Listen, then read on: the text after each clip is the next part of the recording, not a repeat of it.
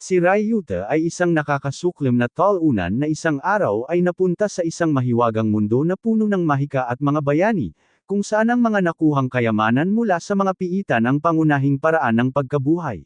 Sa kabutihang palad, tinulungan siya ng isang batang babae upang makaligtas sa unang ilang oras sa mapanganib na mga piitan, ngunit lumalabas na si Ryuta ay kasing malaking talunan sa mundong ito, gaya ng pagiging talunan niya sa sarili niyang mundo.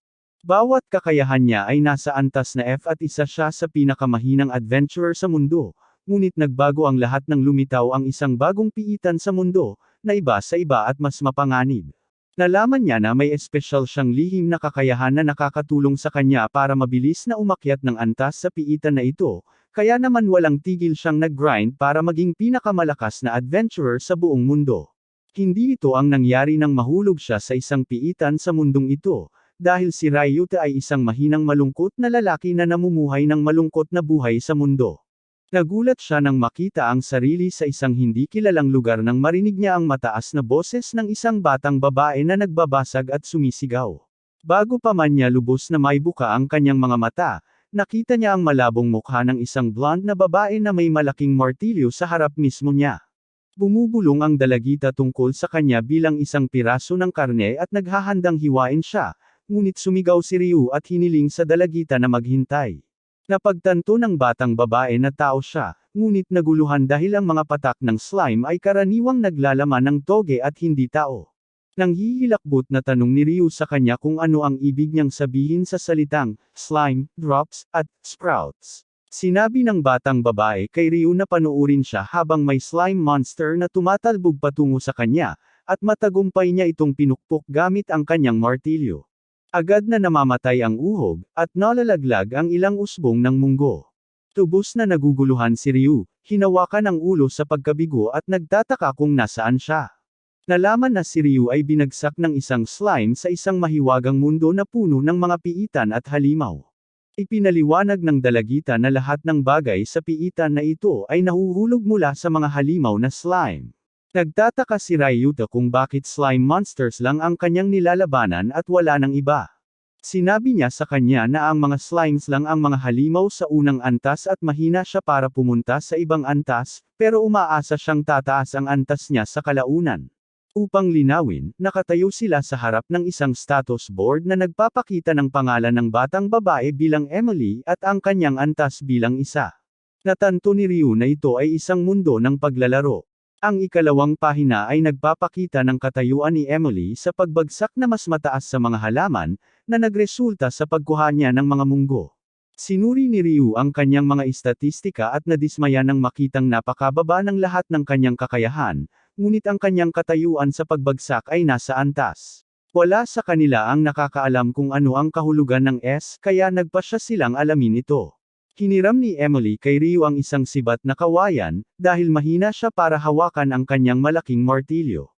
Biglang tumalbog ang isang slime patungo kay Ryu, ngunit pagkatapos ng ilang pagtatangka, matagumpay niyang pinunit ang slime at nakakita ng malaking tumpok ng toge, na nagdulot ng pagkabigla ni Emily, na nagpapatunay na hindi pa siya nakakita ng ganito kalaking patak ng slime. Napatunayan ni Ryu na mas mataas ang antas ng pagbaba kaysa kay A. Pagkatapos, nagkaroon sina Emily at Ryu ng masarap na hapunan na crispy bean sprouts at sopas. Isang emosyonal na Ryu na umiiyak na nagsabi kay Emily na napakatagal na niyang hindi nakasalo ng mainit na pagkain sa sinuman. Ibinahagi niya ang kanyang kwento ng buhay bilang isang alipin ng korporasyon, na nagtatrabaho hanggang gabi-gabi ng walang bayad na overtime, at kumakain ng mga pagkain mula sa convenience store. Sinira niya ang kanyang kalusugan at nais niyang bawiin ang nawalang oras, na nagresulta sa pagiging iwanan ng isang slime dito. Inaaliw siya ni Emily na sinasabing gagantimpalaan siya sa kanyang pagsusumikap, maaga man o huli. Nagpapasalamat si Ryu kay Emily at nagpa siyang maghanap ng matutuluyan. Sinabi ni Emily sa kanya na may bayan sa labas ng piitan kung saan siya makakahanap ng matutuluyan. Ibinunyag din niya na sa piitan siya natutulog dahil hindi siya malaki ang kinikita ngunit pinapangarap niyang umupo ng apartment sa bandang huli. Unti-unti, natutunan ni Ryu ang tungkol sa buhay sa mundo ng laro, natuklasan na ang pera ay tinatawag na pilo. Tiwala na makakatulong sa kanya ang kanyang S rating para makapagsimula ng bagong buhay, dinala niya sa huli si Emily sa kanyang bagong tirahan at iniabot sa kanya ang mga susi ng apartment. Nag-aatubili si Emily pero kinumbinsi siya ni Ryu na ito ang kanyang tanda ng pasasalamat para sa mainit na sopas at maaari siyang tumira doon. Nang walang masabi pero masaya, nangako si Emily na magluluto para sa kanya habang palihim na humihiling na manatili siya sa piling niya. Isang araw, nakatayo si Ryu sa tindahan ng bayan kung saan may isang batang babae na may kulay rosas na buhok na nagngangalang Erza na nasa counter. Tinimbang ni Erza ang mga toge na dala ni Ryu at, habang pinag-uusapan kung paanong hindi gaanong mahal ang mga toge sa antas isa, sinabi niya kay Ryu na ang mga halimaw sa antas dalawang ay nag-iiwan ng carrot. Binanggit din niya ang isang bagong piitan na tinatawag na Nahunium na patuloy na lumilitaw at sinisiyasat ng grupong Neptune, ang pinakamakapangyarihang organisasyon sa Psychro. Nang paalis na si Ryu, inanyayahan siya ni Erza, na namumula, para mag-beer sa isang bagong tindahan ngunit magalang siyang tumanggi. Sa hapunan, ikinwento ni Ryu kay Emily ang bagong piitan ngunit sinabi ni Emily na bihira lang ang may bumabagsak doon. Nagtataka tungkol sa Nahunium, binisita ito ni Ryu at nakitang walang laman. Biglang lumitaw ang isang nakakatakot na kalansay na tumatama sa haligi ng piitan ngunit nailigtas ni Ryu ang kanyang sarili sa pamamagitan ng pagtusok sa kalansay gamit ang kanyang kawayang sibat habang bumabagsak ang isang malaking haligi sa kalansay, dinudurog ito. Ang kalansay ay nag-iwan ng buto at nang pulutin ito ni Ryu, sinabi ng isang automatikong boses na tumaas ang kanyang HP ng isa. Parehong nagsimulang patayin ni na Emily at Ryu ang mga kalansay, ngunit ang mga napatay ni Emily ay hindi nag-iiwan ng mga buto ng HP, at hindi rin niya kayang kunin ang mga buto ni Ryu. Ito ang nagpapagtanto kay Ryu na ang Nahunium ay isang stat-increasing dungeon para lamang sa mga S-rank. Isang gabi, tinanong ni Emily si Ryu kung magtatagal siya sa labas. Sinabi ni Ryu sa kanya na dahil sa Nahunium, may pagkakataon siyang makakuha ng maximum HP at umakyat sa level 2. Hindi nagtagal, nakarating siya sa ikalawang antas kung saan nakipaglaban siya sa mga halimaw na berde ang slime na naghulog ng malalaking carrot. Sa sandaling sasaktan niya ang isa, may naunang gumawa sa kanya. Biglang lumabas ang tatlong estranghero mula sa likod ng mga pader, nilalay si Ryu at sinasabihang bumalik sa level 1. Habang sinisikap ni Ryu na unawain ang kanilang mga intensyon, isang batang babae na may kumikinang na buhok na kulay ube at taingang kuneho ang tumapik sa kanya mula sa likuran. Kinurot niya si Ryu, sinasabing galit siya sa mga mababang antas. Mamaya ng gabing iyon, binigyan ni Ryu ng 3 carrot si Emily at nagpasya siyang lutuin ang hapunan gamit ang mga ito. Habang nag-uusap sila, may kumatok sa pinto. Binuksan ito ni Ryu at nakita ang parehong babaeng kuneho mula kanina. Kinampas niya ulit ang noo nito, sinasabing ayaw niya sa mababang antas, pero namula siya at inamin na gusto niya ito. Sinampal ng bunny girl ang noo ni Ryu at sinabing hindi niya gusto ang mababang antas at nawala, ngunit muli siyang nagpakita habang hila-hila ang isang lalaki. Sinampal niya ang lalaki ng napakalakas kaya tumalsik ang itim na likido mula sa kanya, na nakatakot kay Emily at Ryu. Sinabi niya kay Ryu na ganoon din ang ginagawa niya sa kanya, pero kahit mababa ang antas nito, hindi pa rin ito namamatay. Nagtataka si Ryu, malamang dahil nasa rango S ang kanyang HP. Gayunpaman, tinanong niya kung bakit siya narito at kinuha ng babaeng kuneho ang carrot na nakuha niya mula sa piitan. Naaalala na ngayon ni Ryu na malamang ay ang kunhong babaeng ito ang kumuha ng carrot na hindi niya namalayang nalaglag habang nasa piitan siya kasama si Emily. Lumabas na ang kunhong babae ay nagtatapat ng pagmamahal sa mga carrot at hindi kay Ryu. Inimbitahan siya ni Emily na kumain kasama nila at tinuruan siya ng ilang recipe ng pagkain na may carrot. Nilamon ng babaeng kuneho ang pagkain at tinanggap ang imbitasyon ni Emily na muling bumisita.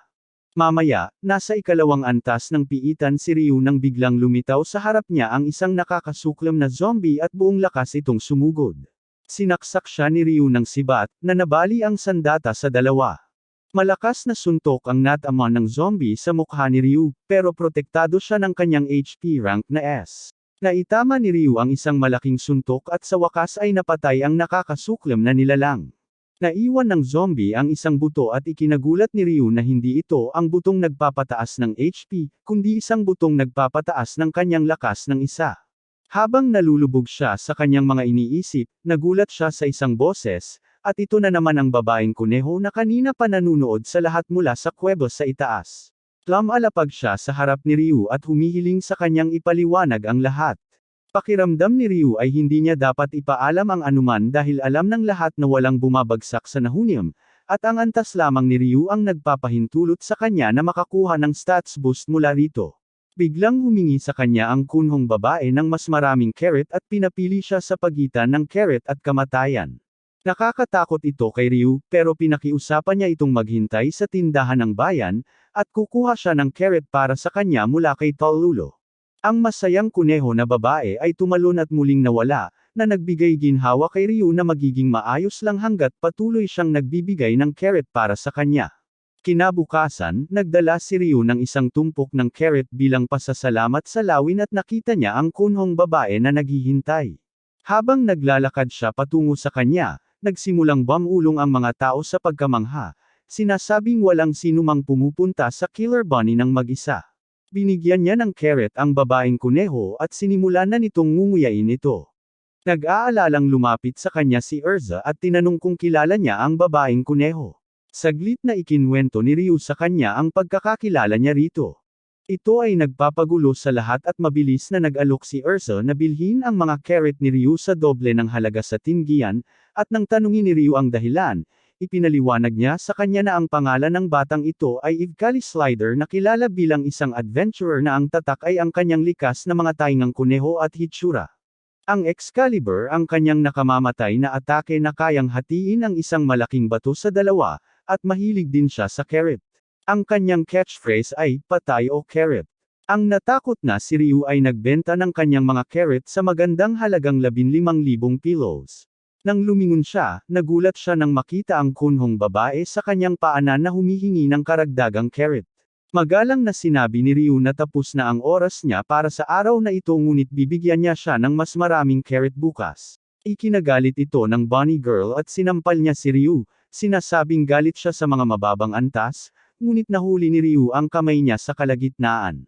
Binabalaan siya ng Bunny Girl gamit ang kanyang catchphrase na, dead or carrot, at umalis na nagsasabing babalikan niya bukas ang karagdagang carrot. Kinabukasan, nasa piitan sina Emily at Ryu na may dalang sako ng carrot, at saglit na umalis si Ryu para tingnan ang paligid. Napansin niya ang isang batang babae at isang batang lalaki na sinusubukang basagin ang isang slime ngunit nakatakas ito bago pa man mahuli ng dalawang mukhang pagod. Nakita ni Ryu ang isang galit na matandang lalaki na nakasuot bilang kabalyero na lumabas mula sa anino. Nalaman niya na ang matandang ito ang kanilang kapitan na nag-utos sa batang lalaki at babae na kumuha at durugan pa ang mas maraming slime. Humingi ang dalawa sa kanya ng pahinga dahil 2 araw na silang nagtatrabaho ng walang pahinga. Sinigawan sila ng kapitan, sinasabing ginagawa niya ang lahat ng ito para palakasin sila, at pagkatapos ay sinimulang gaslight sila. Napagtanto ni Ryu na ito mismo ang kanyang kinaharap bilang alipin ng korporasyon kung saan ang isa sa kanilang mga pinuno ng koponan ay dating nagbibigay sa kanila ng mga imposible na gawain. Habang nalulungkot si Ryu sa kanyang mga iniisip, tinapik ni Emily ang kanyang balikat at hiniling sa kanyang magpahinga at kumain. Nang malapit na silang kumain, muling tumakbo ang Bunny Girl at inalok siya ni Emily ng carrot pudding, at nagpatuloy silang kumain ng magkasama. Biglang lumitaw ang parehong bossy na kapitan kasama ang kanyang mga tauhang lalaki at babae. Tinutukso niya si Ryu. Si Emily at ang Bunny Girl ay nag-uutos sa kanyang mga tauhan na huwag maging tamad tulad nila dahil ang mga tamad na ulo ay nakakakuha lamang ng mga mahinang kalidad na bagay. Nagagalit si Ryu pero bago pa siya makarik, mabilis na tumalon ang babaeng kuneho patungo sa kapitan, hinati sa dalawa ang isang carrot, at isinubo ang bawat piraso sa bibig ng mga tauhan. Ang galit na kapitan ay humakbang pasulong upang atakehin ang Bunny Girl ngunit hinaranggan siya nito gamit ang kanyang nakamamatay na galaw. Nagpasalamat si Ryu sa Bunny Girl at mayabang siyang nagtanong kung magdadala pa siya ng mas maraming carrot para sa kanya. Kinabukasan sa tindahan ng bayan nang dumating sina Ryu at Emily para magbenta ng carrot, nalaman nila mula kay Erza na maaari silang bumili ng mahiwagang kariton para mas maraming dalhin at ibenta. Sinunod nila ang payo niya at nagpatuloy sa pagbili ng mahiwagang kariton ngunit nang makarating sila sa tindahan ng kariton, Napagtanto nila na napakamahal ng mga kariton at kailangan nilang mag-ipon at bilhin ito sa ibang pagkakataon. Pauwi na sila nang maramdaman nilang lumilindol ang lupa at marinig ang malakas na sigaw ng mga taong hinahabol ng isang ligaw. Natutunan ni Ryu mula kay Emily na ang isang ligaw ay isang halimaw na lumalabas kapag nag-iiwan ka ng mga patak sa iba't ibang bahagi ng mga piitan. Tumingon si Ryu para makita ang isang malaki at nakakatakot na gorilla na may kumikinang na pulang mata, sinisira ang mga bahay at establishmento, at nagdudulot ng kaguluhan saan man. Sinabi ni Emily sa kanya na hindi naglalaglag ng gamit ang mga ligaw na hayop kaya walang silbi na talunin sila. Sa gitna ng malalakas na ingay, nakita ni Ryu si Erza na takot sa kalye habang itinaas ng gorilla ang malaking kamao nito para suntukin siya, ngunit buong tapang na hinaranggan ni Ryu ang suntok nito gamit ang dalawang kamay niya. Biglang dumating ang babaeng kuneho upang iligtas siya kasama ang kanyang armadong grupo at nahuli nila ang gorilla habang tinutulungan ni Ryu si Erza na makatayo. Nangako siya sa kanya na para sa kapakanan ng bayan ay papatayin niya ang ligaw. Si Emily ay dumating na may dalang martilyo at sumali rin sa kanya. Samantala, hindi na kayang harapin ng mga mandirigmang kasama ng bunny girl ang gorilla kaya mabilis na tumakbo si Ryu patungo sa gorilla at hiniling sa kanila na siya na lang ang bahala. Ang makapangyarihang gorilla ay nagbuhat ng malaking bato para patayin si Ryu ngunit ang walang takot na si Emily ay tumalo ng mataas gamit ang kanyang martilyo at binasag ang bato sa maliliit na piraso. Sabay-sabay na inihampas ng bunny girl ang kanyang mabalahibong braso gamit ang kanyang nakamamatay na galaw at patuloy na hinaranggan ng kanyang koponan ang gorilla hanggat kaya nila. Tumalon si Ryu ng mataas hanggang sa antas ng ulo ng gorilla at binangga ito ng buong lakas, sumisigaw na hindi nila dapat maliitin ang kanyang kakayahan habang binabayo ang tiyan ng gorilla ng isang nakamamatay na suntok at sa huli ay pinapatay ito. Nang makita ang kanyang napakalaking pagpapakita ng lakas, lahat ay namangha. Nagpasalamat ang mga taga-bayan sa kanya dahil sa pagligtas kay Sekiro. Biglang nakarinig ng tunog ng may nahulog sa likod niya ang masayang si Ryu, at batay sa kanyang mga nakaraang karanasan sa Nihonium. Natuklasan ni Ryu ang isang hindi kapani-pani walang sandata, isang baril na may ilang natitirang bala na naiwan ng isang gorilla. Ang baril na ito ay isang bihirang makita sa mundo ng paglalaro at namangha si Ryu sa kanyang swerte. Habang nakatayo siya sa harap ng status board, napansin niyang unti-unting bumubuti ang kanyang kakayahan kahit nasa level 1 pa lang siya. Ang mga binhing na kolekta niya ay tila nagpapahusay sa kanyang mga kasanayan. Sabik na subukan ang kanyang bagong sandata, nagtungo si Ryu sa isang piitan kung saan marami siyang pinatay na zombie. Gayunpaman, hindi nagtagal ay nag-alala siya kung saan siya makakahanap ng karagdagang bala kapag naubos na siya. Mamaya, sa ibang piitan, abalang-abala si Emily sa pagdurog ng mga slime. Sumali si Ryu sa kanya at tumulong sa pamamagitan ng paggamit ng kanyang baril upang patayin ang mga nilalang. Habang nakaupo sila para magtanghalian ng magkasama, ibinahagi ni Ryu na pinalakas ng baril ang kanyang lakas at iminungkahi niyang tingnan nila ang ikalawang palapag ng piitan. Napansin ni Ryu ang dalawang carrot na nakahiga malapit kay Emily, kaya nagtanong siya tungkol sa pagkawala ng batang babae na kuneho. Binanggit ni Emily na malamang ay hindi siya sasama sa kanila, pero pwede nilang itabi ang mga carrot para sa kanya kung sakali. Sa ikalawang antas, kinilala ni Emily ang mga halimaw bilang mga uhog ng ipis na naglalaglag ng mga kalabasa. Mula sa mga bitek sa mga pader ng piitan, nakita ni Ryu ang mga cockroach slime na gumagapang palabas. Nandidiri, sinabi niya na ang mga nilalang na ito ay mukhang totoong ipis na nakakatakot para sa mga babae. Gayunpaman, bago pa niya matapos ang kanyang iniisip, agresibong sinimulang patayin ni Emily ang mga slime ng ipis. Pinayuhan siya ni Ryu na huwag masyadong maging mahigpit sa kanila dahil maliliit lang naman sila. Emily, na humarap sa kanya na may nakakatakot na ekspresyon ng pagkasaniban, ay nagpapaliwanag sa isang monotonous na robotic na boses na kung hindi niya sila papatayin, sila ay dadami at kakalat. Patuloy niyang pinapalo ang mga slime ng ipis na parang baliw.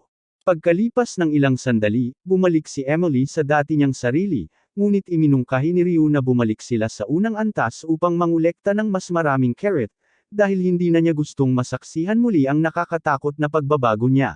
Habang pabalik sila, muling nakatagpo si Emily ng mas nakakasukang uhog ng ipis, na muling nagdulot ng kanyang nakakatakot na pagkabaliw. Nanghihingi ng tulong si Ryu na natatakot, at nagmamakaawa sa kanya na siya na lang ang bahala, at sinimulan niyang barilin ang mga slime ng ipis gamit ang kanyang baril. Habang naghahanda para dalhin ang mga kalabasa sa itaas, biglang dumating ang kunhong babae at humihingi ng kanyang araw-araw na supply ng carrot. Inabot ni Emily sa kanya ang 2 carrot na kanilang naipon. Pabalik sa bayan, pumunta sina Emily at Ryu sa tindahan para ibenta ang mga kalabasa. Gayunpaman, pagbalik nila, napansin ni Ryu na ang ilan sa natitirang kalabasa ay kalahating kinain ng hindi kilalang hayop. Si Emily, na muling nagbago sa kanyang nakakatakot at baliw na estado, ay sinira ang isa sa mga kalabasa gamit ang kanyang martilyo, na nagpapakita ng mga uhog ng ipis sa loob. Nang inag sa takot, tinanong ni Ryu kung paanong nakalabas ang mga slime na ito sa piitan, ngunit si Emily na nasa matinding galit ay patuloy na inatake ang mga slime na parang ipis. Sumali si Ryu na takot, gamit ang kanyang baril upang patayin sila hanggang sa maubusan siya ng bala. Sa sobrang desperado, ginamit niya ang kanyang kamay para durugan ang mga uhog ng ipis. Mamaya, humingi ng paumanhin si Emily, na nagpapaliwanag na nawawalan siya ng kontrol tuwing nakikita niya ang mga nilalang na ito.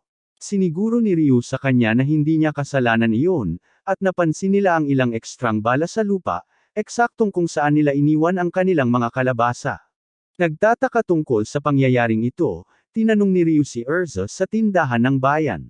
Ipinaliwanag niya na ang pag-iwan ng mga nahulog na bagay ay maaaring maging sanhi ng paglitaw ng mga halimaw. Naalala ni Ryu na may binanggit din si Emily na katulad nito nang dumating ang gorilla. Pinag-iisipan niya kung posible bang pilitin ang mga ligaw na hayop na magparami. Habang malalim ang pag-iisip, nag-aatubiling inaya siya ni Erza na sumabay sa hapunan, ngunit mabilis siyang nagpasalamat at nagmamadaling lumabas ng tindahan dahil abala siya. Upang subukan ang teorya ni Erza, pumunta si Ryu sa isang liblib na lugar sa gabi at naglagay ng carrot bilang pain, habang nagtatago sa likod ng isang puno. Biglang dumating ang isang malakas na hangin na nagwalas sa carrot, na nagpakita sa kunhong babae na sabik ng umunguya nito. Pagkatapos kumuha ng 10 sa 10 carrot mula kay Ryu, sa wakas ay umalis na ang bunny girl. Inilagay ni Ryu ang ika-10 carrot sa lupa, at nanginginig ito bago maging isang berdeng bowl ang putik. Pumutok ang uhog, at nagbagsak ng mga bala sa lupa. Natuwang napagtanto ni Ryu na hindi nag-iiwan ng mga gamit ang mga ligaw na aso para sa mga mamamayan ng bayan, pero nag-iiwan sila para sa kanya. Nagtataka siya kung ano ang mangyayari kung susubukan niya ang parehong bagay sa mga zombie at skeleton monster. Pumunta siya sa isa pang piitan upang subukan ang kanyang teorya, ngunit natuklasan na gaano man niya subukan, ang mga halimaw ay nagiging buto lamang, na nawawala sa sandaling susubukan niyang ilabas ang mga ito sa piitan. Bahagyang bigo, lumabas si Ryu sa piitan, ngunit hindi muna bago nakasalubong ng isang kalansay. Nagawa niyang sipain ito palabas ng piitan, sa pag-asang maging ligaw ito. Sa kanyang pagtataka, naglaho ang kalansay na parang bula. Nang makabalik sa bayan, ipinaliwanag ni Erza na nawawala ang mga halimaw sa sandaling umalis sila sa piitan, na pumipigil sa bayan na mapuno ng mga ligaw na hayop. Binanggit din niya na isang uri lamang ng halimaw ang maaaring tumira sa bawat palapag ng isang piitan. Nagpasalamat si Ryu kay Erza at mabilis na umalis, na ikinainis niya dahil nahihirapan siyang makuha ang atensyon nito. Bumalik si Ryu sa piitan at nakasalubong muli ng isa pang kalansay. Sa pagkakataong ito, hinarap niya ito at itinapon palabas ng piitan. Bago pa man ito mawala, binaril niya ito gamit ang kanyang baril, na nagpapatunay na ito ay itinuturing na ligaw. Ang kalansay ay nag-iwan ng isang nagyayelong bala na natuklasan ni Ryu at Emily na isang kamanghamanghang sandata. Pagkatapos ng malakas na bagyo, natagpuan nila ang kanilang sarili na tumatawid sa isang matarik na daan sa bundok, dala-dala ang mga sako ng carrot. Nakasalubong nila ang isang matipunong lalaki at isang babaeng may asul na buhok na nagtatalo. Hinihiling ng lalaki kay Ryu na kunin ang ilang kargamento na nahulog sa isang bangin, ngunit nagbabala ang babae laban dito, sinasabing malamang na puno ito ng mga mapanganib na ligaw na hayop. Sinusubukan niyang sunugin ang kargamento gamit ang mahika, ngunit ang lalaki, na nagalit sa posibleng pagkawala ng mahalagang kargamento ng pabango, ay sinubukang pigilan siya. Biglang dumaikit sa tagiliran niya ang isang maskara para sa masquerade, at nilamon siya ng asul na apoy. Ibinunyag ng babae na sinasapian siya ng isang halimaw na tinatawag na Femini, na walang sariling katawan at gumagamit ng mga tao bilang host. Mabilis na itinaas ni Ryu ang kanyang baril at pinaputok ang 3 bala, bawat isa ay tumatama sa Femini, na nagpapalaya sa lalaki. Gayunpaman, pagkatapos ay kinontrol ng Femini ang kargamento sa bangin.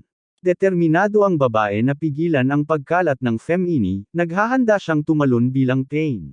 Insistent siya na kailangan niyang panagutan ang sitwasyon, pero si Ryu, na naaalala ang isang nakaraang kabiguan kung saan hindi niya natulungan ang isang junior, ay nagpasya na hindi na ulitin ang parehong pagkakamali. Pinigilan niya ang babae at sinabing tutulungan niya ito. Mabilis na nilagyan ni Ryu ng mga bala na nagyayelo ang kanyang baril at pinaputok ito sa kargamento, na sa huli ay nabalot ito ng yelo. Pagkatapos ay tumalon si Emily pababa at binasag ang nagyayelong kargamento gamit ang kanyang martilyo, sinira ang mga Femini. Nagpasalamat ang babaeng may asul na buhok kay Ryu sa kanyang tulong. Bumalik sina Emily at Ryu sa status board at natuwa silang makita na tumaas ang status ni Emily matapos talunin ang makapangyarihang si Femini. Nagpasya silang magpatuloy sa pagtatrabaho ng magkasama, sa paniniwalang patuloy na mangyayari ang magagandang bagay hanggat magkasama sila. Nasa level 4 na sina Emily at Ryu sa isang piitan at may nakikitang bihirang halimaw. Bago pa ito makatakas, mabilis na binaril ito ni Ryu ng isang bala na nagpapalamig, na nagpawalang galaw dito, at binasag ito ni Emily ng isang malakas na suntok. Nalaglag ng halimaw ang isang pilak na kadena at nagulat si Emily. Sabi niya, ito ang unang pagkakataon na nakakita siya ng kakaibang halimaw na naghulog ng anumang bagay. Kinuha ni Ryu ang kadena at tinanong si Emily kung gusto niyang isuot ito. Natuwa si Emily dito at sinagot niya na palagi niyang pahahalagahan ito. Si Ryu ay masayang nagpahayag na tutulungan na sila ni Emily na mag-ipon ng kita, na ikinagulat niya. Ipinaliwanag niya na ang kwintas ay may karagdagang tampok na nagde-double sa mga nahuhulog na item, na nagpapakita ng kanyang praktikal na intensyon sa likod ng regalo. Bagaman sa una ay nagalit sa paliwanag ni Ryu, tinanggap ni Emily ang kwintas, at patuloy silang pumatay ng mga halimaw na bat na ngayon ay nagbibigay ng doble sa karaniwang dami ng mga usbong ng kawayan dahil sa bonus effect ng kwintas. Pabalik sa kanilang bahay, nalungkot si Ryu nang makitang nagtatrabaho si Emily sa isang maliit na kusina. Sinabi niya sa kanya na hahanapan niya sila ng bagong lugar, at maaari silang lumipat ng magkasama. Sa bayan, pupunta si Ryu para ibenta ang mga usbong ng kawayan sa isang lokal na tindahan, ngunit hindi sigurado si Erza, ang may-ari ng tindahan, sa presyo nito. Biglang nakakuha ng atensyon nila ang isang kaakit-akit na babae na may mahabang berdeng buhok at nakaistilong sombrero. Humingi siya kay Ryu ng usbong ng kawayan at mahusay itong pinutol sa mahahabang piraso para tikman. Sa ikinagulat ng lahat, bumagsak siya sa sahig, humihikbi sa tuwa at nagpapahayag na hindi pa siya nakatikim ng kawayang tumbong na kasing tamis nito, tinatawag itong isang pambihirang halimaw ng lasa. Hinihiling niyang bilhin ang mga ito kay Ryu at nag-aalok ng 20,000 pilos na tinanggap niya. Tuwang-tuwang ipinahayag ni Erza na ang babae ay si Eric Marcy, isang sikat na epicure at anumang kanyang aprubahan ay nagkakahalaga ng mataas sa mga mahilig sa gourmet.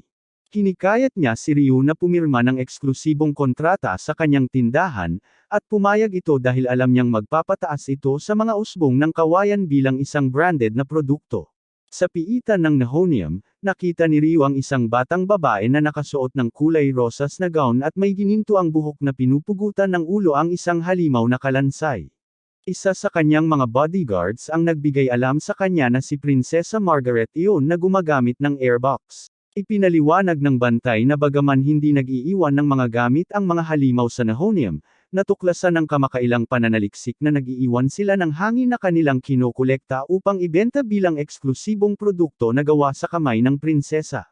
Napansin ni Ryu ang kanyang eleganteng kariton ng mahika at naalala ang kanyang pagnanais na magkaroon din ng isa. Mamaya sa bahay, pinag-usapan nila ni Emily kung dapat ba silang bumili muna ng magic cart o ng bahay. Iminumungkahi ni Emily na bilhin ang mahiwagang kariton para makatipid para sa bagong bahay. Binisita nila ang tindahan ng magic cart ngunit natigil sila ng maliit na anak ng may-ari ng tindahan na si Olga, na umiiyak dahil hindi pa bumabalik ang kanyang ama na si Orden mula sa pagkuha ng bulaklak. Naisip ni Emily na malamang nasa Arsenic Dungeon siya, ang tanging lugar kung saan makakahanap ng bulaklak, at nagmadali sila doon. Pagdating sa piitan, nakatagpo sila ng mga Dandarok, mga batuhang halimaw na hindi gumagalaw o umaatake ngunit humaharang sa daan. Hindi epektibo ang nagyayelong bala ni Ryu kaya dinurog ni Emily ang mga ito gamit ang kanyang martilyo. Bumaba sila sa hagdan at nakitang walang malay si Orden ngunit mabilis nilang napagtanto na natutulog lamang siya. Galit na ibinagsak ni Emily ang kanyang martilyo sa lupa, nagising siya, at pinagalitan dahil iniwan niyang nag-aalala ang kanyang anak. Humihingi ng paumanhin si Orden at nagpapaliwanag na nangongolekta siya ng mabibigat at magagaang bato para sa bagong prototype ng Magic Cart ngunit hindi niya makuha ang magagaang bato dahil hinaharangan siya ng mga Dandarok. Tinuro niya ang kisame kung saan lumulutang ang isang maliit na halimaw na bato, na nagpapaliwanag na ang mga magaan na bato ay bihira at mas magaan kaysa hangin kaya lumulutang sa itaas ng lupa. Desididong tumulong, binuhat ni Ryu si Emily sa kanyang balikat para mapabagsak nito ang halimaw, na naghulog ng asol na rosas. Lumabas ang grupo sa piitan at inilagay ni Orden ang rosas sa lupa, nagtatago sa likod ng isang puno. Tinanong ni Ryu kung ano ang gagawin nila kung lumipad ang bato, pero siniguro ni Orden sa kanya na mabilis nilang mahuhuli ito. Habang nanginginig ang rosas at nagiging liwanag na halimaw na bato, nagsimula itong umakyat ngunit binaril ito ni Ryu ng freeze bullet, na naging sanhi ng pagbagsak ng mabigat na kristalisadong bato. Pabalik sa tindahan ng kariton, ginagamit ni Orden ang mga bato para tapusin ang kanyang pinakabagong Magic Cart, na pinangalanan niyang pinakabagong Magic Cart ng dakilang artista Orden. Iniaalok niya ito kay Ryu bilang regalo hindi dahil sa pagtulong nito sa pagkuha ng mga bato kundi bilang pagkilala sa kabayanihan ni Ryu sa pagprotekta sa bayan mula sa isang ligaw na gorilla. Sa bagong Magic Cart, doble na ang nakukolektang kawayan ni Ryu at Emily, na nagpapataas sa kanilang kita. Isang araw, habang nagbibenta ng mga usbong ng kawayan sa tindahan ng bayan, nakasalubong ni Ryu ang isang kalbong lalaking malakas ang katawan na nakikipagtalo kay Erza tungkol sa presyo ng kanyang mga paninda. Hinihingi ng lalaki ang 10,000 pillows ngunit kalmadong iginigiit ni Erza na hindi siya makapagbabayad ng higit sa nakalistang presyo na 8,400. Sa galit, sinubukan ng lalaki na suntukin siya ngunit nakialam si Ryu gamit ang isang bala na nagpapalamig, na nagpatigil sa kanya. Mariing sinabi ni Ryu na hindi magsisinungaling si Erza tungkol sa presyo at ipinakita niya ito gamit ang Magic Cart ni Orden na tumpak na nagkalkula sa halaga ng mga bagay. Kinumpirma ng kariton ang presyo ni Erza ngunit ang kalbong lalaki, na galit pa rin, ay sinubukang hampasin si Ryu, na walang kahirap-hirap na nakaiwas at nagpabagsak sa kanya sa buong tindahan. Nagpasalamat si Erza kay Ryu ngunit naghinayang sa patuloy niyang pangangailangan ng tulong, ngunit siniguro ni Ryu sa kanya na lahat naman ay nangangailangan ng tulong minsan at na siya rin ay laging tumutulong sa kanya. Namumula, mabilis na hinalikan ni Erza si Ryu at iniwang tulala ito.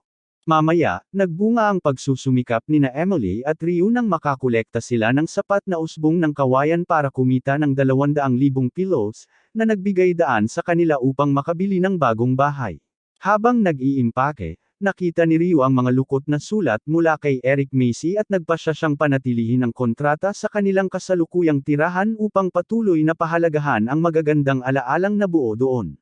Kinabukasan sa kanilang bagong tahanan, naghanda si Emily ng masarap na almusal para kay Ryu na sinamahan ng isang masayahing batang babae na kuneho. Magkasama silang nag-e-enjoy sa masarap na pagkain. Masaya si Emily sa kanilang bagong bahay habang si Ryu naman ay nasa Nehoneum nakikipaglaban sa mga mommy. Binaril niya ang mommy ngunit napagtanto niyang naubusan na siya ng bala at nang pulutin niya ang butong na iwan ng namatay na mommy, isang automatikong boses ang nagpaalam sa kanya na tumaas ng isa ang kanyang bilis. Biglang may isa pang mommy na tumalon kay Ryu, pero natanggal niya ito sa pamamagitan lamang ng isang sipa, na nangangahulugang tumaas na ang kanyang lakas pisikal. Ngayon sa tindahan ng bayan, nakaupo si Ryu sa upuan at nagre-relax nang lumapit sa kanya ang isang kaakit-akit na batang lalaki na may kulay crimsong buhok at dalawang magagandang batang babae na nakakapit sa kanya, at umupo sa harap ni Ryu. Hiniling ni T-Boy kay Ryu na makipag-arm wrestle sa kanya dahil malawak niyang nalaman ang pagpapakita ni Ryu ng lakas laban sa kalbong ng aabuso kay Erza. Sa kabila ng bahagyang pag-aatubili, Pumayag si Ryu na makipag-arm wrestle, at nang magsimula ang laban, napagtanto ni Ryu na kahangahangang malakas ang batang lalaki, ngunit sa lahat ng kanyang pagsisikap, nagawa ni Ryu na talunin siya. Pero nagulat ang magagandang dalaga na nagbubulungan sa isa't isa kung paanong matatalo si Neptune. Nang marinig sila, biglang naalala ni Ryu si Neptune nang sabihin ni Ursa sa kanya na sila ang pinakamakapangyarihang organisasyon sa bayan. Tinanong ni Neptune si Ryu kung gusto niyang magkaroon ng ikalawang laban, pero tumanggi si Ryu. Bigla na lang sinubukang suntukin ni Neptune si Ryu, pero dahil mapagmatsyag si Ryu, naharangan niya ito gamit ang malakas na counterpunch, na nagpabagsak kay Neptune sa buong tindahan. Namangha si Neptune sa lakas ni Ryu at tinanong kung sasali siya sa kanilang pamilya ni Neptune, ngunit tinanggihan siya ni Ryu. Sa bahay, napasigaw si Emily sa gulat kung paanong hindi tinanggap ni Ryu ang alok ni Neptune, ngunit sinabi niya na masaya na siyang namumuhay kasama siya at buong pagmamalaking sinabi ni Emily na siya ay isang bayani. Mamaya, nasa piitan ng Nahonium si Ryu at nakita niya ulit si Prinsesa Margaret at ang mga bantay nito. Isa sa mga bodyguards ang nagbigay kay Ryu ng Pandora Box, na pinakabagong produkto ng kanilang kumpanya, at automatiko itong sumisipsip ng mga nahulog na bagay at nagpapakita pa ng pangalan ng taong nakakahanap nito. Sa sobrang tuwa, ginamit ni Ryu ang Pandora Box para dalhin ang maraming buto sa labas ng piitan, ginawang ligaw na kalansay ang mga ito, at pinatay para makakuha ng mas maraming bala na nagpapalamig. Pagkatapos ay nagkaroon siya ng magandang ideya na gamitin ang Pandora Box para gumawa ng mga ligaw na mommy at zombie, at pagkatapos ay pinatay niya ang mga ito para makakuha ng dalawang bagong bala. Isa sa kanila ay isang bala ng apoy, ngunit habang namangha siya sa pangalawa, lumapit sa kanya si Emily dala ang magic cart. Binati siya ni Ryu at pagkatapos ay sinubukang buksan ang ikatlong kahon ni Pandora, ngunit nakaramdam siya ng malakas na lamig at nang makita ito ni Emily ay sumagot na dahil ito sa mabilis na papalapit na magic storm. Sa tindahan ng bayan, parehong kinakabahan sina Ryu at Ursa matapos ang insidente ng halik, ngunit binigyan niya ng paliwanag si Ryu tungkol sa magic storm na hindi nagpapahintulot sa sino man na gumamit ng mahika saan man. Kung napakalakas nito, maaapektuhan din ang piitan, na magpipilit sa mga gumagamit ng mahika na magbakasyon at magbabawas sa pagkakaroon ng mga drop. Biglang may narinig silang humihingi ng tulong at nakita nila ang isang payat na batang nakasuot ng kapa na may luha sa mata at nakatayo sa pintuan ng tindahan sa bayan. Kinakabahang sinabi niya na ang kanyang kaparehang si Rosa ay nakulong sa Silicon Dungeon, ngunit walang gustong tumulong dahil sa mapanganib na magic storm. Pumunta si Neptune sa tindahan at sinabi kay Ryu na takot din siya sa Silicon Dungeon, dahil ang mga halimaw doon ay talagang nakakainis. Idinagdag naman ni Ursa na ang mga halimaw sa Silicon ay hindi tinatabla ng mga pag-atake na hindi mahiwagang uri. Habang ayaw tumulong ng lahat sa batang lalaki, narinig ni Ryu ang boses ni Emily sa kanyang isipan na tinatawag siyang bayani, na nag-udyok sa kanya na tulungan ang mahinang batang lalaki. Tumakbo si Ryu papasok sa piitan at nakaharap sa isang berde at nakakatakot na uod na halimaw. Binaril niya ito ng parehong bala ng apoy at yelo upang pigilan itong maging ligaw. Sinusuri niya ang kanyang pouch ng bala, sinasabing sapat pa ang kanyang natitirang espesyal na bala para magamit sa panahon ng Magic Storm, at patuloy na pinaputok ang natitirang mga halimaw na parang uod. Nakarating siya sa level 3 at nakita niyang walang malay si Rosa na may mga pasa sa katawan, pero bago pa niya ito buhatin, isang halimaw na parang kulisap ang lumutang sa kanila. Sinubukan ni Ryu na barilin ang halimaw, pero naubusan na siya ng bala. Samantala, sa tindahan ng bayan, nalaman nina Emily at Bonnie Girl na nasa panganib si Ryu. Nagmadali silang tumungo sa piitan. Habang tumatakbo, sinabi ni Emily kay Bonnie Girl na si Ryu ay nagpapaalala sa kanyang malakas at mabait na ina na laging tumutulong sa iba. Ngunit isang araw, malubhang nasugatan ang kanyang ina habang nakikipaglaban sa isang ligaw na dragon at namatay. Ang kanyang ina ay isang bayani tulad ni Ryu na tumutulong din sa iba at ngayon ay siya naman ang tutulong sa kanya. Habang nasa piitan si Ryu ay buhat-buhat niya si Rosa sa kanyang likod at sinusubukang iligtas ang sarili mula sa mga halimaw na parang kulisap, ngunit biglang dumating sa kanya sina Emily at Bonnie Girl na may dalang hukbo ng mga zombie at mommy sa likuran. Hinihiling nila kay Ryu na iwan sa kanila si Rosa at patayin ang mga ligaw na halimaw gamit ang dagdag na bala na mayroon sila. Walang tigil na nilalabanan ng tatlo ang mga halimaw na paru-paro, zombie, at mommy para makuha ang mga espesyal na bala mula sa kanila. Sa wakas, nakarating sila sa labasan kasama si Rosa kung saan naghihintay sa kanila ang batang lalaki. Nagpasalamat siya sa kanila at dinagtagal ay napansin niyang puno ng pasa si Rosa at dahil sa bagyong Mahika ay hindi niya magamit ang Mahika para pagalingin ito. Pero sinabi ni Ryu sa kanya na huwag mag-alala dahil kasama ng fire bullet, ang pangalawang espesyal na bala na nakuha niya ay ang healing bullet. Sa gayon, pinagaling ni Ryu si Rosa at nagpaalam sila kay Rosa at sa batang lalaki. Umiti si Ryu at nagpasalamat kina Emily at Bunny Girl sa pagtulong sa kanya na iligtas si Rosa at sa sandaling iyon nakita ni Emily ang refleksyon ng kanyang ina sa mukha ni Ryu. Pagkatapos ay nagpasya silang umuwi para sa hapunan at masayang pumayag si Emily na magluto para sa kanila at tahimik niyang sinabi sa kanyang ina na nasisiyahan siya sa kanyang buhay. Sa pagkakataong ito, nasa tindahan ng bayan si Ryu para magbenta ng pakwan at hiniling niya kay Erza na magtakda ng presyo para sa mga ito. Gayunpaman, bago masuri ni Erza ang mga ito, iginiit ng kilalang epicure na si Eric Marcy na siya mismo ang susuri sa mga pakwan ni Ryu.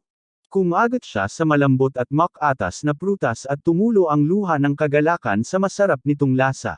Sa pagkakita kung paano naging sikat ang mga pakwan ni Ryu gaya ng mga labong, masigasig na hiniling ni Erza kay Ryu na muling pumirma ng eksklusibong kontrata na agad niyang sinang-ayunan.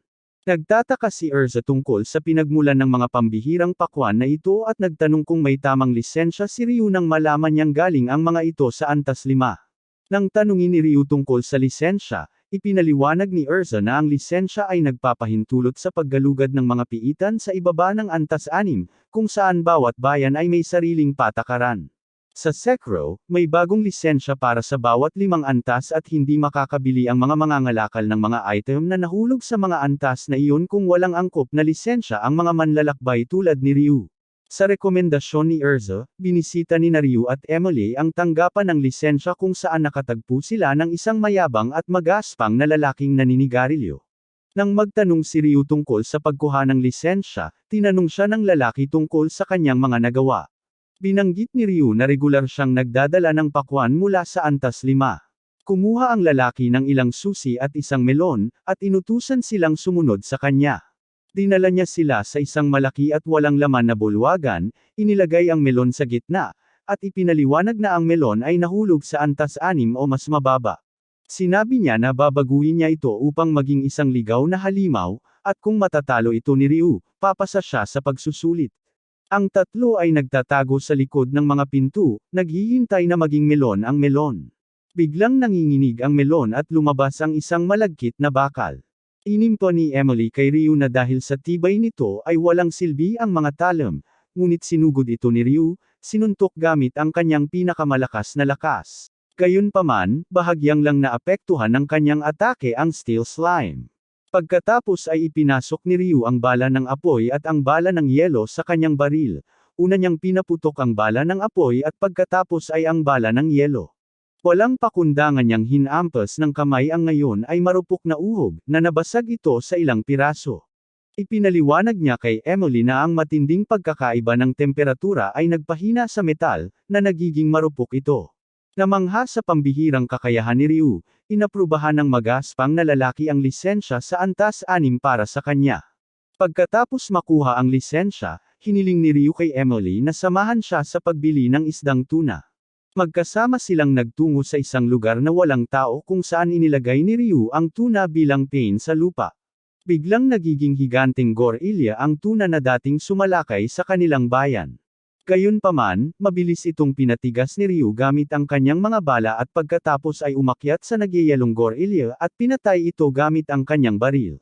Nawala ang gorilla, nahulog ang isa pang baril, at si Ryu na tuwang-tuwa ay mayroon na ngayong 2 baril, na nagpapadali sa mga bullet combo.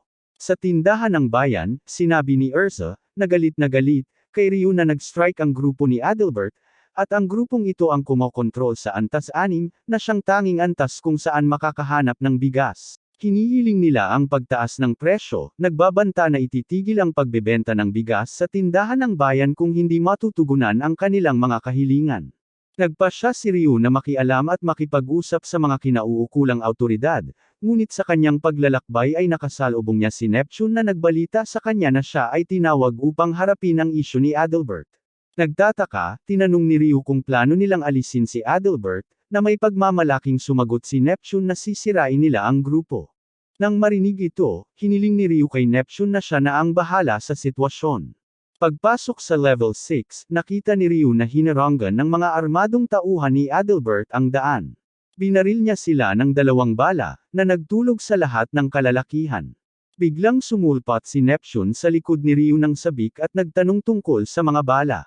Ipinaliwanag ni Ryu na gumamit siya ng kombinasyon ng mga hilang bullet, na maaaring magpatulog sa mga target, isang potensyal na na-unlock sa pagkuha ng pangalawang baril. Bago sumabak sa level 6, sinubukan na ni Ryu at Emily ang iba't ibang kombinasyon ng bala, na nakatulong kay Ryu na maasa ang iba't ibang combo. Namangha sa kakayahan ni Ryu na pamahalaan ang mga tauhan ni Adalbert, inanyayahan ni Clint Gray, ang hepe ng piitan ng bayan, si Ryu sa kanyang bahay at humiling ng pabor. Hinihiling ni Clint ang tulong ni Ryu sa isang labanan para sa mga piitan laban sa kalapit na lungsod ng Hetero, na nagpapaliwanag na ang mga piitan sa silangan ng kanilang bayan ay nagbibigay ng karne bilang mga drop, at isang bagong piitan ang natuklasan sa pagitan ng Hetero at ng kanilang bayan, na nag-aalok ng mga drop na kalahating gulay at kalahating karne. Ipinaliwanag ni Clint na ang bagong piitan ay nangangahulugang bagong pagmamay-ari at sa huli ay ang pagpapataw ng buwis sa mga nahuhulog na bagay, na makakaapekto sa ekonomiya ng bayan.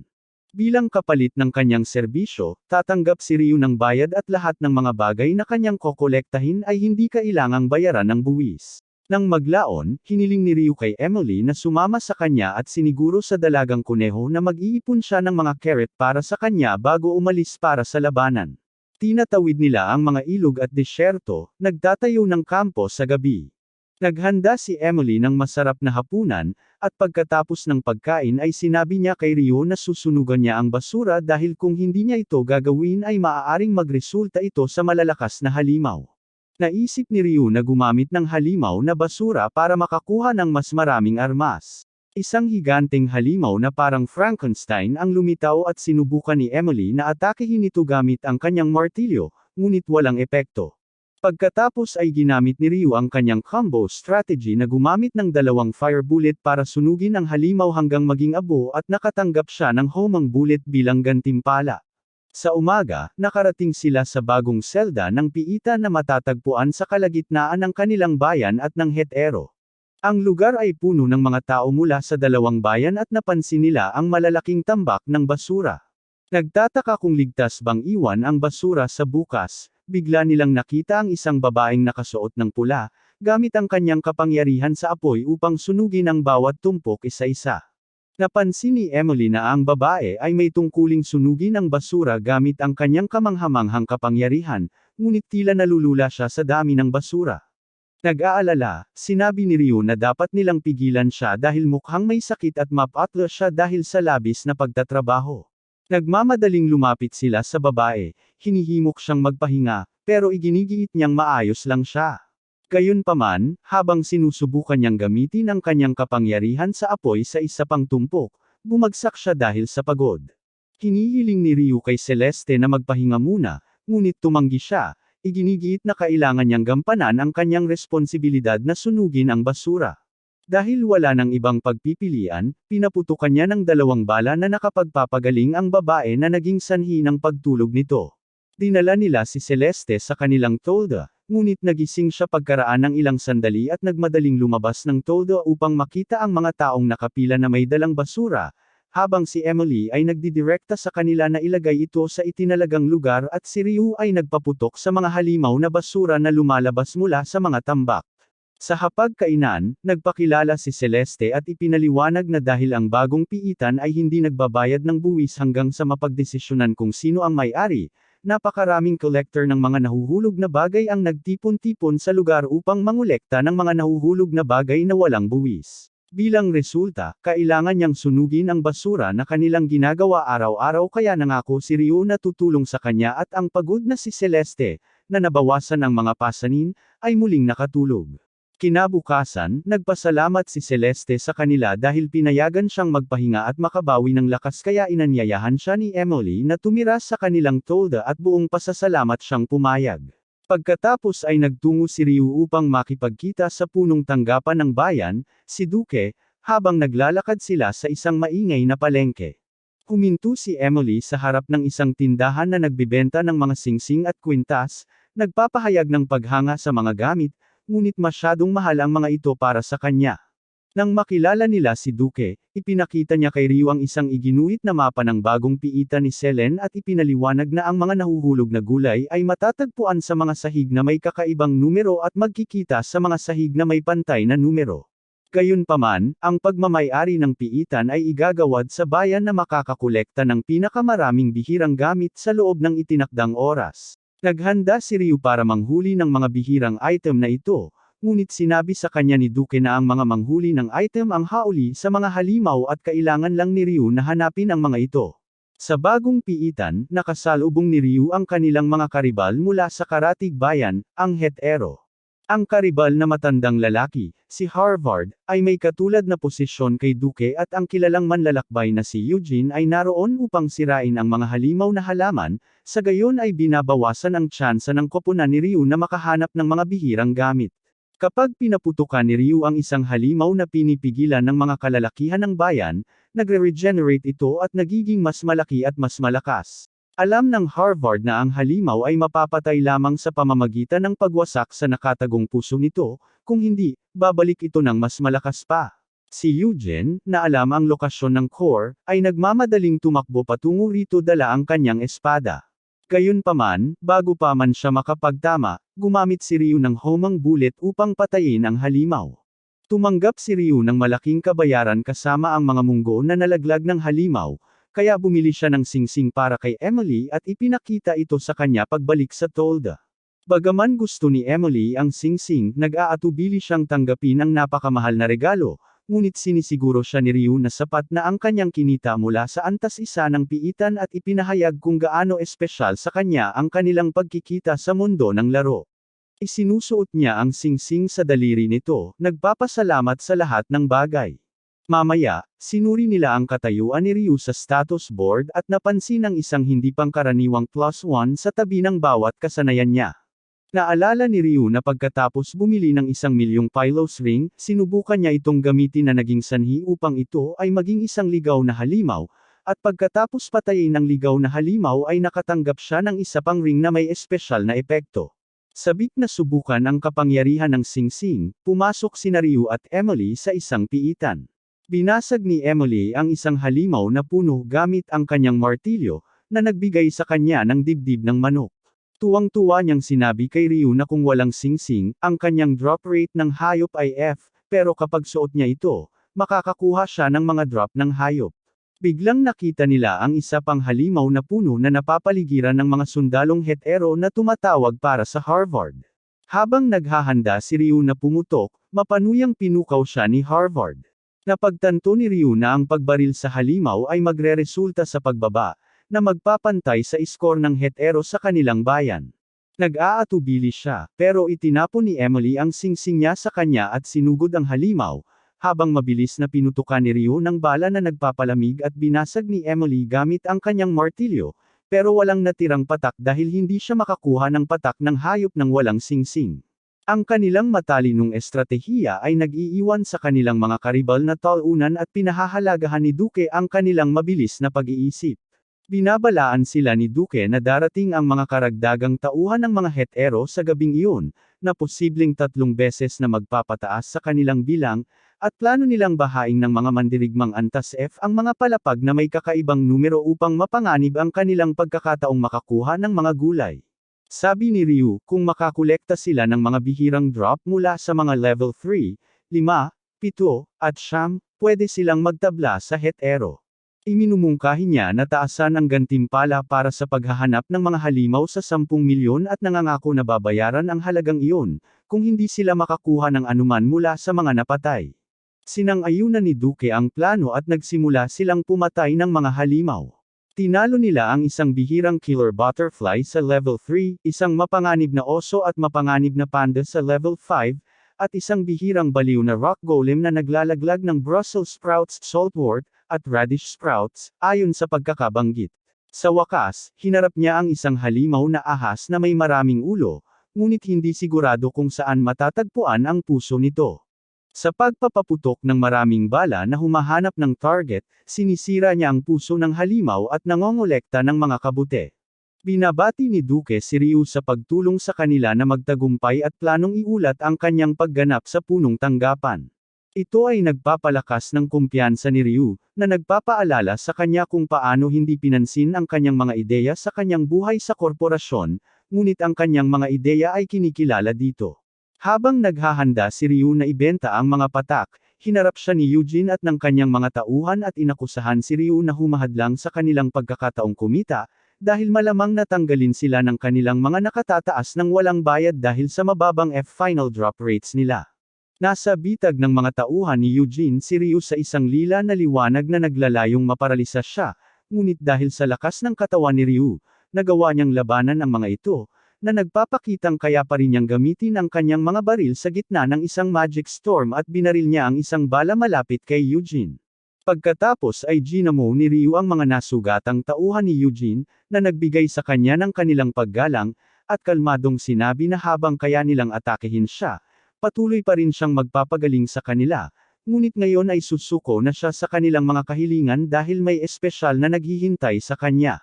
Inimbitahan ni Emily sina Celeste at Ryu sa masarap na pagkain at pagkatapos ay nagmadaling umalis para kumuha ng cake. Samantala, ipinahayag ni Celeste ang kanyang pasasalamat sa pagsusumikap ni Ryu sa bagong piitan, ngunit tumugon siya na hindi pa tapos ang kanilang trabaho hanggang sa maayos nila ang pagmamay-ari ng bagong piitan. Kinabukasan, lumabas si Ryu na kalahating tulog mula sa tolda at napansin niyang muling sinusunog ni Celeste ang basura, ngunit kakaiba, tila gumagamit siya ng labis na lakas militar na may malalaking apoy na higit pa sa kailangan para sunugin ang isang maliit na tambak ng basura. Nakakapagod ito kay Celeste at habang nagsisimula siyang mawala ng lakas, dali-daling lumapit si Ryu sa kanya at binaril siya ng healing bullet para muling mabuhay. Nang maging balisa dahil sa paglapit ni Ryu, bigla siyang itinulak palayo ni Ryu habang sinisikap niyang muling makabawi. Habang bumabangon siya, tinanong niya kung bakit ginamit nito ang napakalaking salamangka sa kaunting basura. Ipinaliwanag niya na ang tanging mahika na kaya niyang gamitin ay isang level 3 na mahika na tinatawag na Inferno.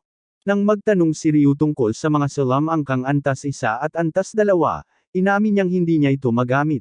Pagkatapos ay nakita nila ang isang grupo ng mga tao na nagdadala ng mas maraming basura na mabilis na sinunog ni Ryu gamit ang kanyang fire bullet. Sinabi kay Celeste na dahil tapos na ang kanyang trabaho sa piitan ay may libre siyang oras at malugod siyang tutulong sa kanya. Kinabukasan, nagulat sina Ryu, Emily, at Celeste nang makita nila ang napakalaking tambak ng basura na nag-iipon at sinabi ni Celeste na ito ay dahil sa nalalapit na pagdating ng Dungeon Master. Nagtatanong si Ryu kung ano ang Dungeon Master at ipinaliwanag nina Emily at Celeste na ang Dungeon Master ay ang boss ng dungeon na pambihirang malakas at mapanganib, kaya walang sinuman ang pinapayagang pumasok sa dungeon habang naruroon sila. Ang pagbabawal na ito ay nagdudulot ng stress eating sa mga residente na nagreresulta sa malaking tambak ng basura. Sa pagkakita sa walang katapusang tambak ng basura, napabuntong hininga si Celeste sa paghihirap, ngunit siniguro siya ni Emily na may ipinadalang koponan upang harapin ang halimaw sa piitan, kaya't babalik din ang lahat sa normal sa lalong madaling panahon. Kinabukasan, hindi pa rin nagbabago ang mga tambak ng basura at nagkomento si Emily na dapat ay nabuo na ang koponan para alisin ang Dungeon Master. Nagpaalam si Ryu sa kanila at nagmadaling pumunta sa punong tanggapan upang tingnan ang sitwasyon. Samantala, tinanong ni Emily si Celeste kung bakit napakabait ni Ryu sa kanya at ipinaliwanag ni Emily na likas na mahabagin si Ryu at laging handang tumulong sa mga nangangailangan. Sa punong tanggapan, nakita ni Ryu ang makapangyarihang 3 miyembrong grupo ng Neptune at sinabi ni Duque kay Ryu na tinawag ang grupo ng Neptune upang talunin ang Dungeon Master. Hinikayat sila ni Ryu na mabilis na lipulin ang halimaw, ngunit ipinahayag ni Neptune na nasa mahirap silang sitwasyon dahil ang kanilang kasunduan sa karibal na bayan ng Hetero ay nagsasaad na parehong bayan ay dapat magtulungan upang talunin ang isang Dungeon Master, at ipapadala nila ang grupo ni Neptune, ngunit walang plano ang Hetero na magpadala ng sinuman. Nang tanungin ni Ryu ang dahilan, isa sa mga babaeng miyembro ng Neptune ang nagpaliwanag na makikinabang ang hetero kung magbabago ang hitsura ng Dungeon Master at maapektuhan ang ekolohiya ng dungeon, na makakaapekto sa mga nahuhulog na bagay at magre-reset ng pagmamay-ari. Kaya, sa kabila ng pagsisikap ni Ryu, maaari silang mawalan ng kontrol sa bagong dungeon. Inaalok ni Ryu na harapin ng mag-isa ang Dungeon Master, ngunit ipinagbawal ito ni Duke at ipinaliwanag na ang mga patakaran ay nangangailangan ng grupo na hindi bababa sa 3 manlalakbay na may estadistikang A o mas mataas upang harapin ang Dungeon Master dahil sa walang cap-ars nitong lakas. Niyaya ni Ryu si Neptune na sumali, pero tumanggi sila dahil hindi pinapayagan ng kanilang kontrata, kaya umalis si Ryu sa opisina ni Duke, nangakong maghahanap ng mga kasama para labanan ang Dungeon Master, pero walang saysay ang kanyang paghahanap dahil walang drop hunter ang gustong harapin ang malakas na kalaban. Pagbalik sa Tolda, nakita ni Ryu si Emily na handa na ang martilyo, na nagpapahayag ng kanyang hangarin na sumama sa kanya sa pagharap sa halimaw ng piitan. Sinabi ni Ryu na kailangan pa rin nila ng ikatlong miyembro kaya nagboluntaryo rin si Celeste, habang binabanggit na nakahanap siya ng magmamahala sa pagtatapon ng basura habang wala sila.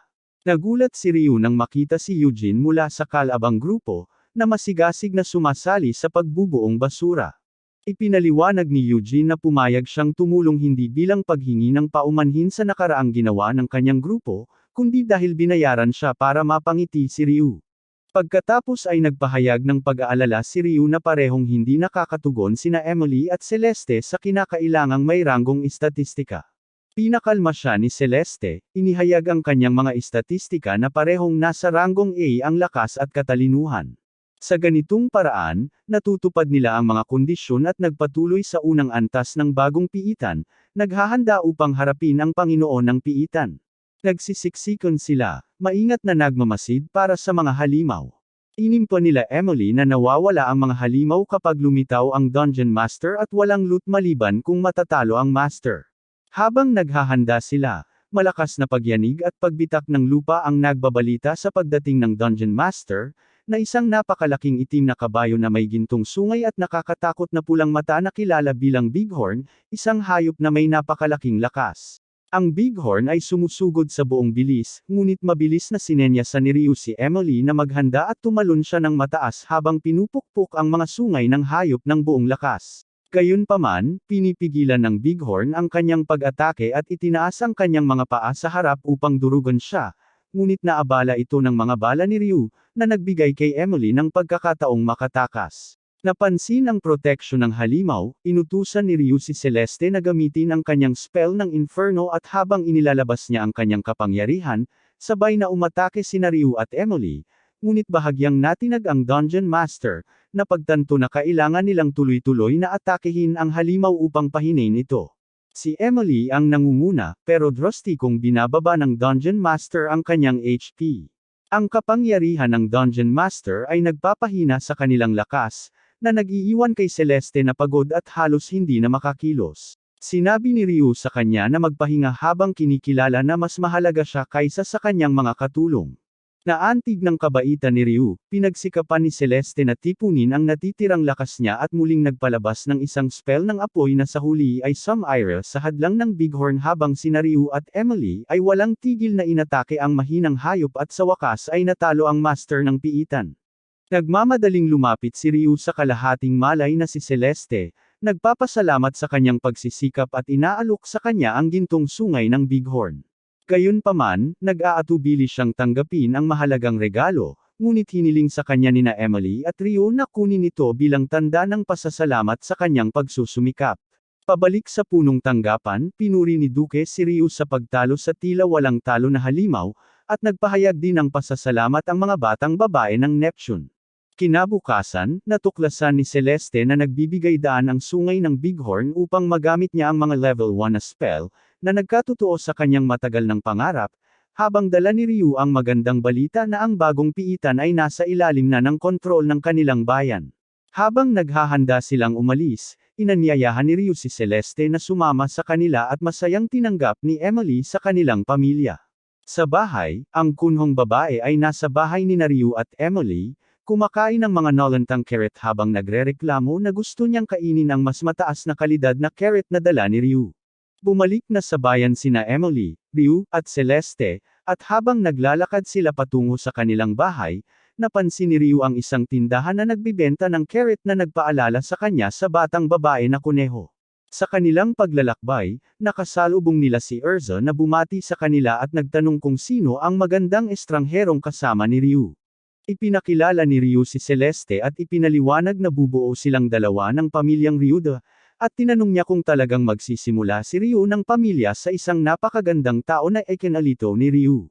Mabilis na binasura ni Erza ang kanyang komento at inilipat ang paksa sa pagpuri kay Ryu dahil sa kanyang katapangan sa bagong piitan. Hinihiling ni Erza kay Ryu ang isang pabor tungkol sa Harvest Festival, na humihiling sa kanya na bisitahin ang tindahan sa bayan. Parehong hindi pamilyar sina Ryu at Emily sa kahulugan at kahalagahan ng Harvest Festival, ngunit nag-alok si Celeste na magtipon ng impormasyon tungkol dito. Mamaya, nakilala nina Emily at Celeste si Ryu sa labas ng Nihonian Dungeon, at sinabi sa kanya na ang Harvest Festival ay isang taunang kaganapan kung saan ang mga kalakal na natagpuan sa mga dungeon ng bayan ay pinagsasama-sama at ipinapakita, pagkatapos ay ginagawang ligaw at inaalis upang maipakita kapwa ang mga kalakal at ang mga halimaw. Napansin ni Celeste ang kahon ni Pandora sa likod ni Ryu at tinanong ito kaya ipinaliwanag ni Ryu na pagkatapos nilang maghiwalay, nagmadali siyang pumunta sa Nihonium upang maibalik ang nawalang lakas niya sa S-rank. Pumunta siya sa ikalawang palapag ng piitan, tinalo ang lahat ng halimaw, nakolekta ng mga buto, at inilagay ang mga ito sa Pandora Box. Biglang lumabas ang isang grupo ng mga ligaw na aso mula sa mga buto at mabilis silang pinatay ni Ryu at nakakuha ng mga binding bullet bilang gantimpala. Nagulat si Celeste at hiniling ni Ryu na panatilihing confidential ang impormasyong ito dahil siya at si Emily lang ang nakakaalam nito. Habang nag-uusap sila, nakatawag pansin sa kanila ang malakas na pagsabog mula sa bayan, na nagtulak sa kanila na tumakbo patungo sa pinagmulan. Nakita nila ang mga taong tumatakas at isang tao ang nagbabala na ang isang bihirang patak ay naging ligaw, na nag-uudyok sa lahat na tumakbo para sa kaligtasan. Kinarap ng tatlo ang isang kakaibang halimaw na may korona sa ulo.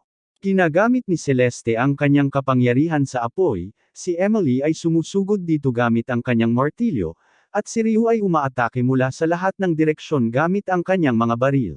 Sa kabila ng kanilang pagsisikap, hindi tinatablan ng kanilang atake ang ligaw na halimaw, kaya itinulak niya ito ng buong lakas upang itapon sa kalangitan at binigkis ito ng kanyang bagong tuklas na mga bala, at tinapos ito sa pamamagitan ng kombinasyon ng mga bala. Pagkatapos, pinulot niya ang isang mahiwagang pouch na naiwan ng halimaw at tumakbo kay Emily, nagtatanong kung okay lang siya. Malungkot na ipinakita ni Emily ang kanyang baluktot na martilyo na ipinangakong papalitan ni Ryu, ngunit tumutol si Emily na sayang lang ang pera at nang subukan niyang ituwid ito, nabali ang hawakan sa dalawa. Para makakuha ng bagong martilyo, binisita nila si Smith, ang nagbibenta ng armas. Inalok sila ni Smith ng espesyal na gawang martilyo ng libre, na ipinaliwanag niyang tanda ng pasasalamat sa kanilang katapangan sa bagong piitan. Mamaya, binisita ni Ryu ang piitan ng Nihonium at nakaharap ang bantay ni Prinsesa Margaret na nagsabing hindi nagbibenta ng maayos ang kanilang mga kahon ng hangin kaya iminungkahi ni Ryu na magbenta sila ng ibang bagay tulad ng mga singsing na naaayon sa marangyang imahe ni Prinsesa Margaret. Napansin ni Ryu si Prinsesa Margaret na nakapaligid sa mga halimaw na kalansay, hindi makalaban sa kanila kaya agad siyang nakialam at binaril ang mga kalansay at nailigtas ang prinsesa.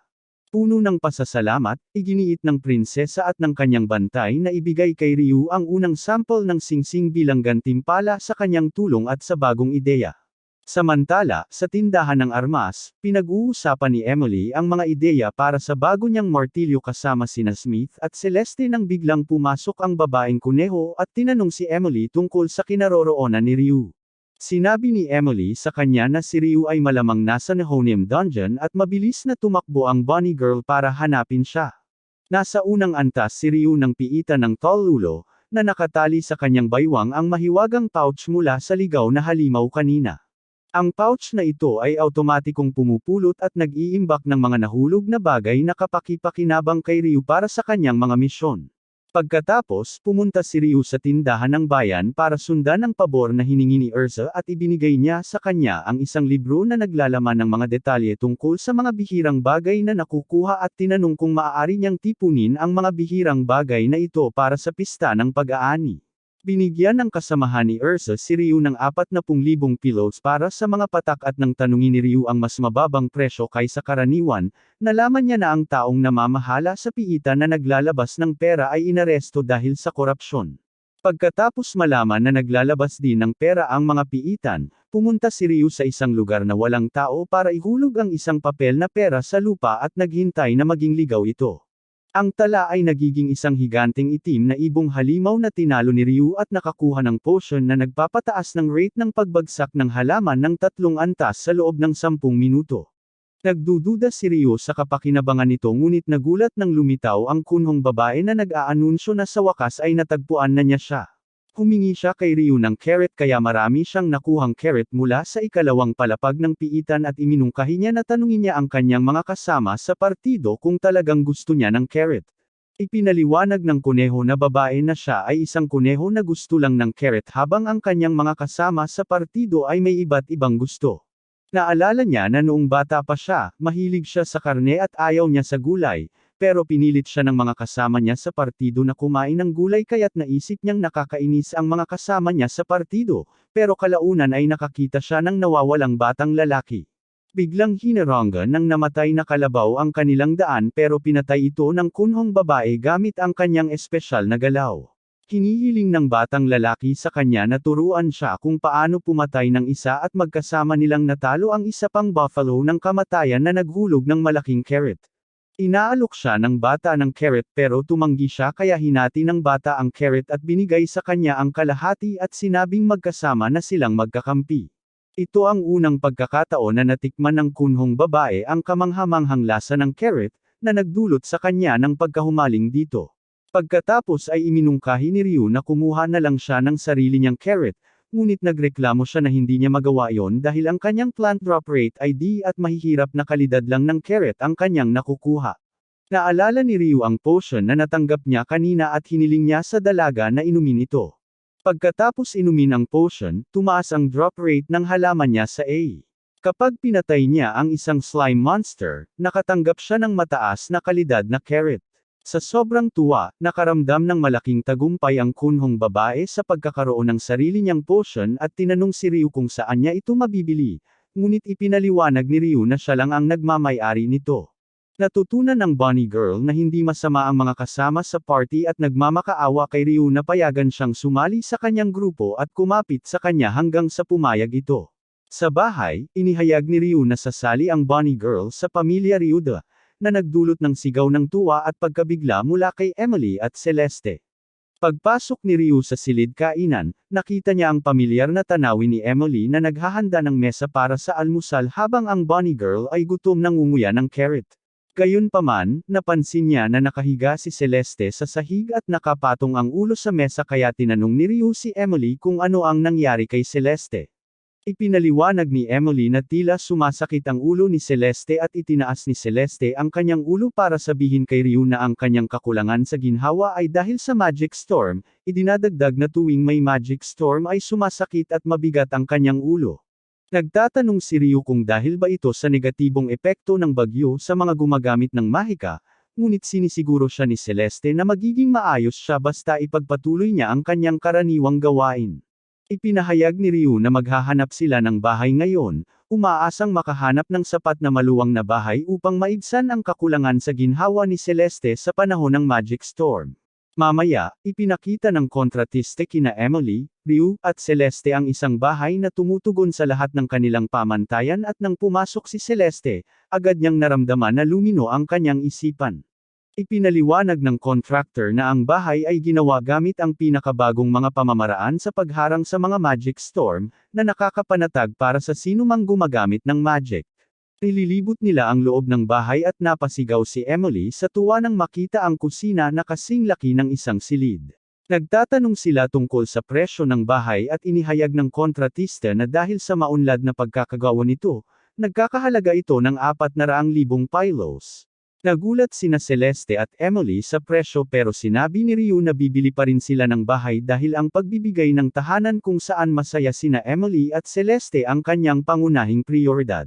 Sa sandaling lumipat sila sa bagong bahay, nilinis na ni Emily ito ng perpekto at tinanong ni Celeste kung ano ang dapat nilang gawin ngayon.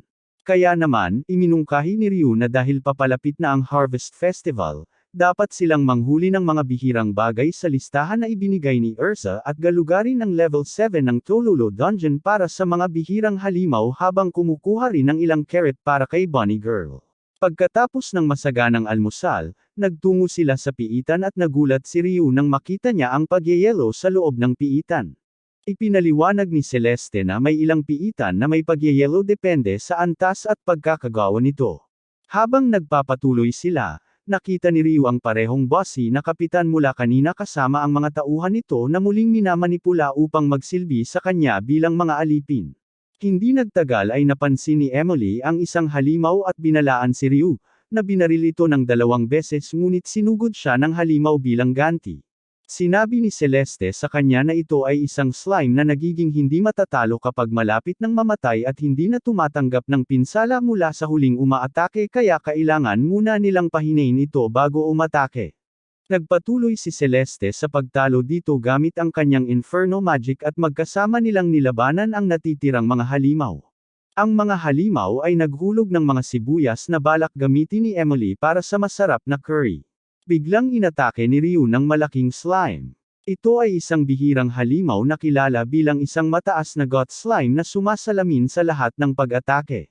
Nagboluntaryo si Bunny Girl na siya na ang bahala at ginamit niya ang kanyang nakamamatay na galaw, pagkatapos ay pinayagan niya si Ryu na tapusin ang slime gamit ang kanyang mga bala.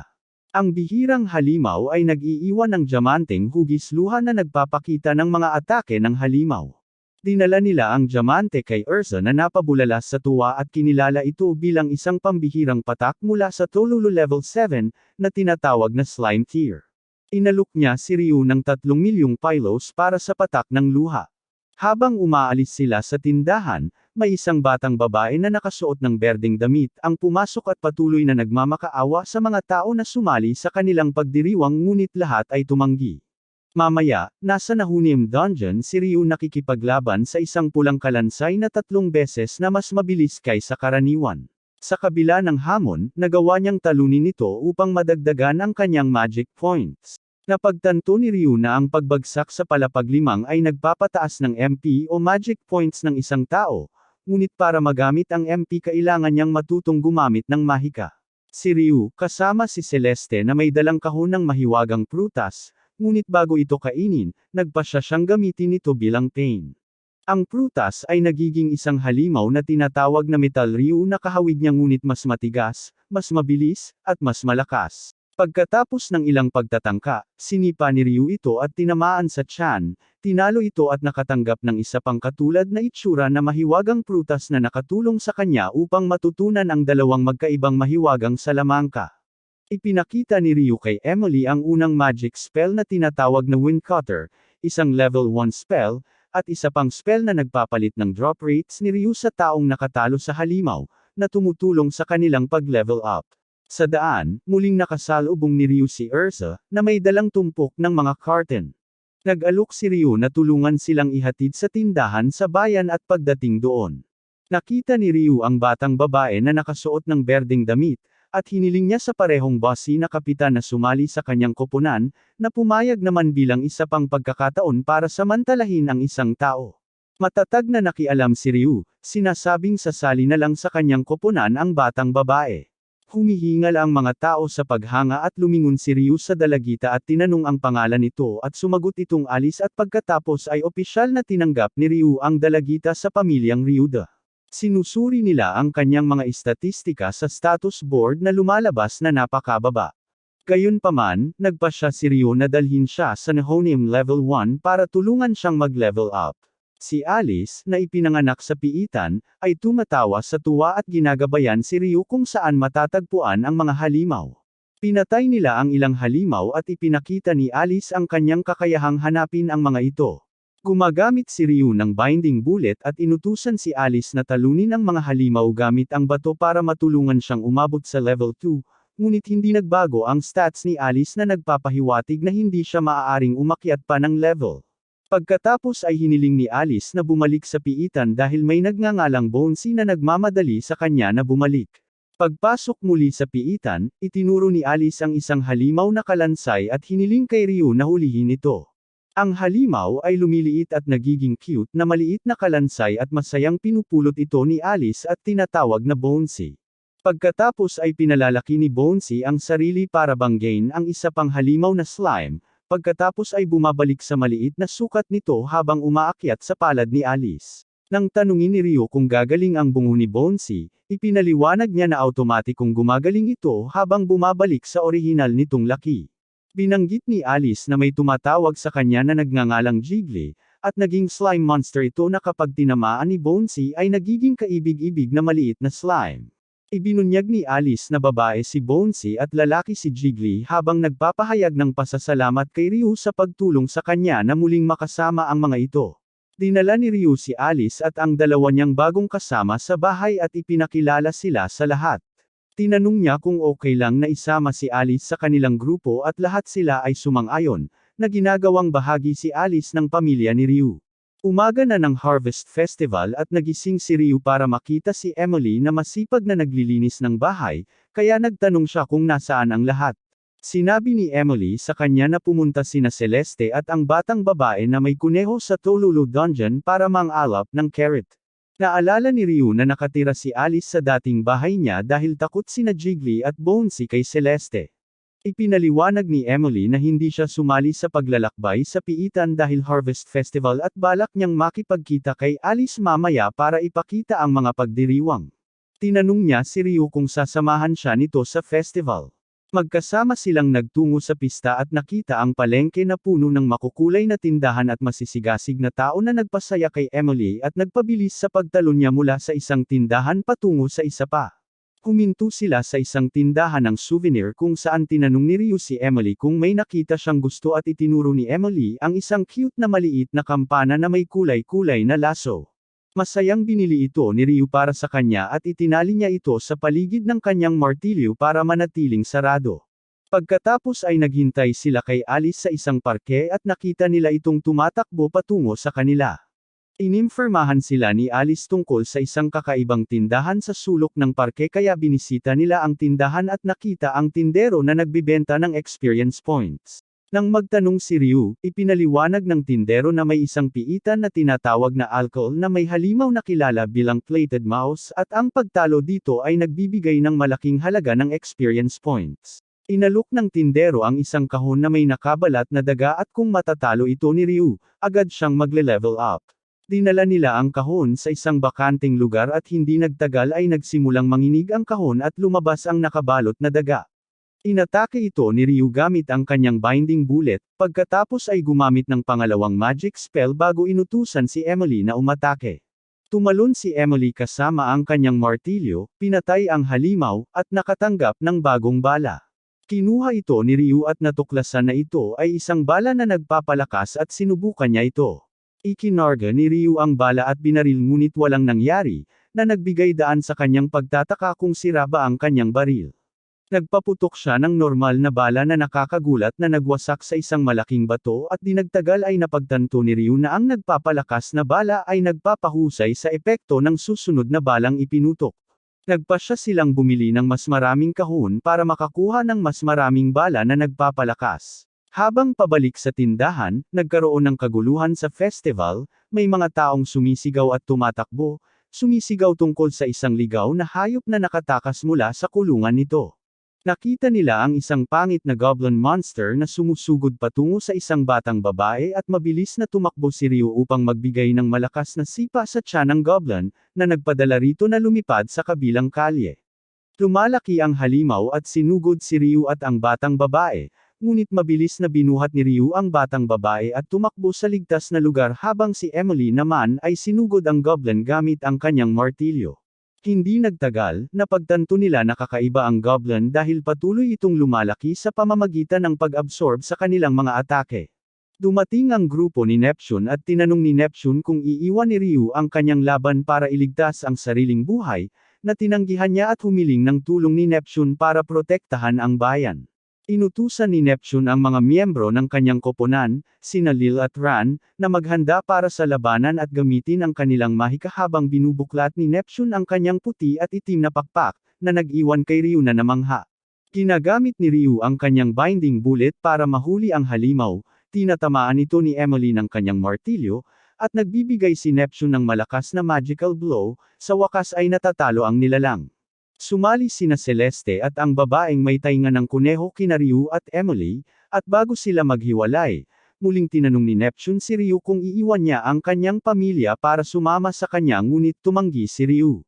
Pagkatapos ng nakakapagod na labanan, gutom na silang lahat kaya iminungkahi ni Ryu na bumili sila ng pagkain mula sa mga tindahan at nagpatuloy silang magsaya habang sinusubukan ang iba't ibang laro at pagkain. Habang papunta sila sa ibang tindahan, tinuro ni Alice ang isang lugar at sinabi kay Ryu na maraming halimaw ang naroon. Sinabi naman ni Celeste na ito ay isang arena na nagho-host ng kompetisyon sa pagpatay ng mga ligaw na halimaw upang ipakita ang kanilang kakayahan. Kaya naman, nagpasya si Ryu na sumali kasama si Celeste. Sa arena, naghahanda silang labanan ang isang malaking god slime at habang sumusugod ito sa kanila, sinunog ito ni Celeste gamit ang kanyang Inferno Magic at binaril ni Ryu gamit ang kanyang baril, na nakatanggap ng maraming palakpakan mula sa madla.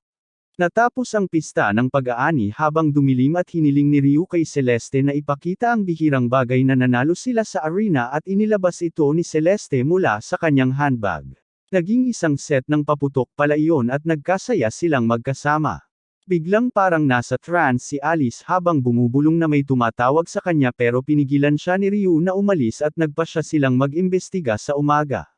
Kinabukasan, binisita ni Ryu si Clint Gray, ang hepe ng piitan na nagulat na walang bumabagsak na mga bagay sa mga piitan mula pa noong nakaraang gabi at naglista ng 6 na kilalang piitan at lahat ng ito ay tumigil sa pagbibigay ng mga bagay. Hinihiling ni Clint kay Ryu na imbestigahan ang isyu at nangangako si Ryu na gagawin ang kanyang makakaya. Dinala niya ang kanyang koponan sa piitan kung saan patuloy na pinupukpok ni Emily ang mga slime, ngunit walang bumagsak mula sa kanila.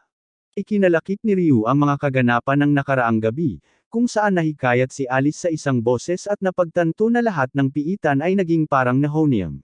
Nagmamadaling pumunta siya sa piitan ng Nehonium at pagdating doon, hinanap ni Ryu ang pinagmulan ng pagkabalisa ni Alice. Hindi nagtagal, nakita niya ang isang magandang babae na nakasuot ng kimono at may madilim na aura.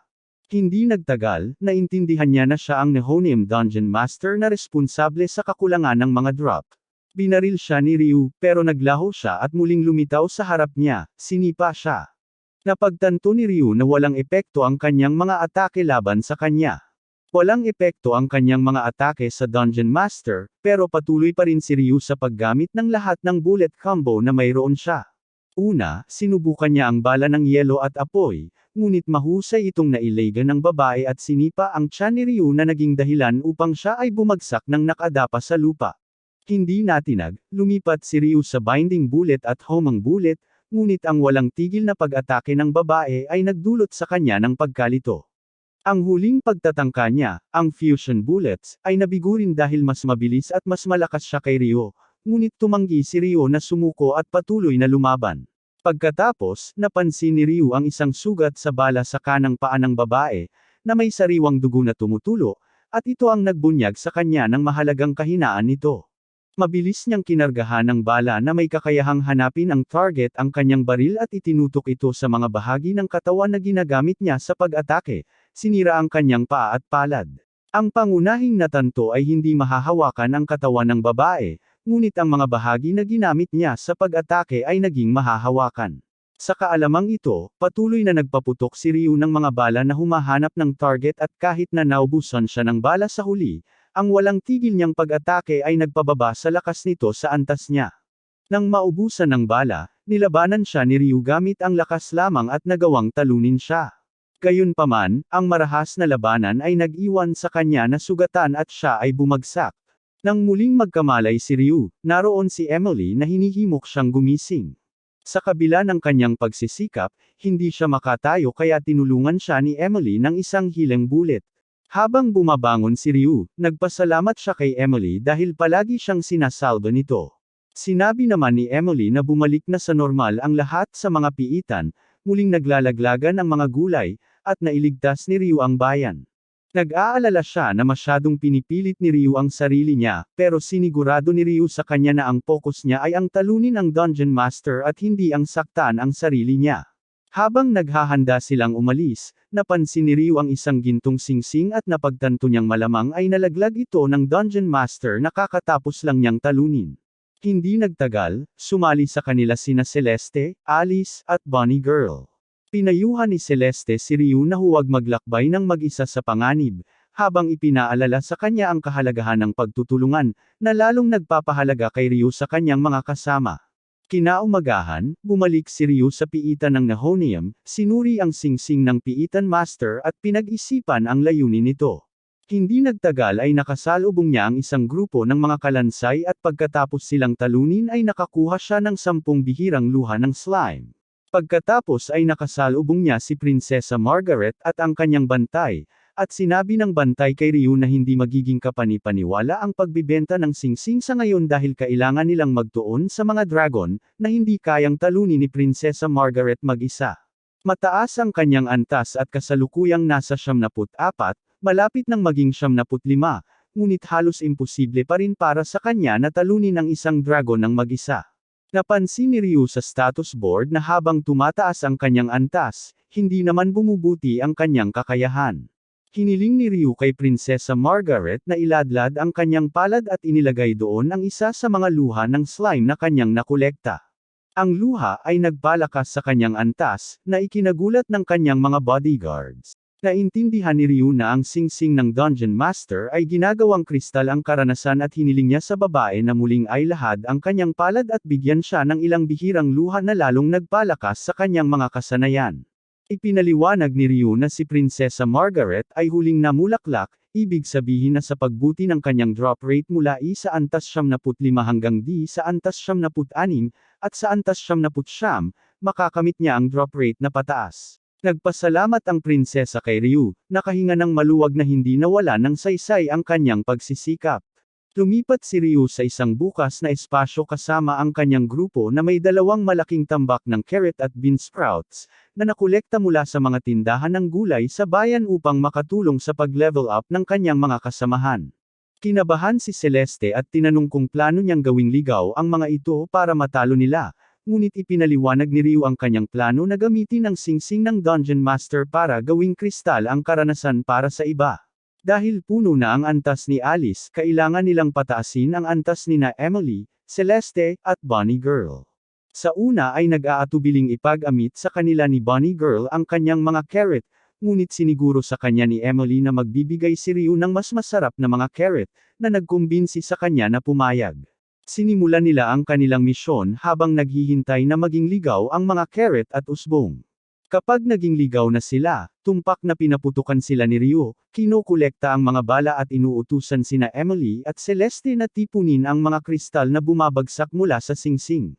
Habang pinupulot nina Emily at Celeste ang mga kristal, nagsisimula silang umangat ang antas at kinikilala ni Celeste si Ryu bilang isa sa pinakamahusay na mga pakikipagsapalaran. Sa gabi, tinitingnan nila ang status board at tuwang-tuwa si Emily nang makitang puno na ang kanyang level sa loob ng isang grade vitality. Nakikita rin ni Celeste ang pagbuti at hindi na siya F ang grado sa kapangyarihang mahika.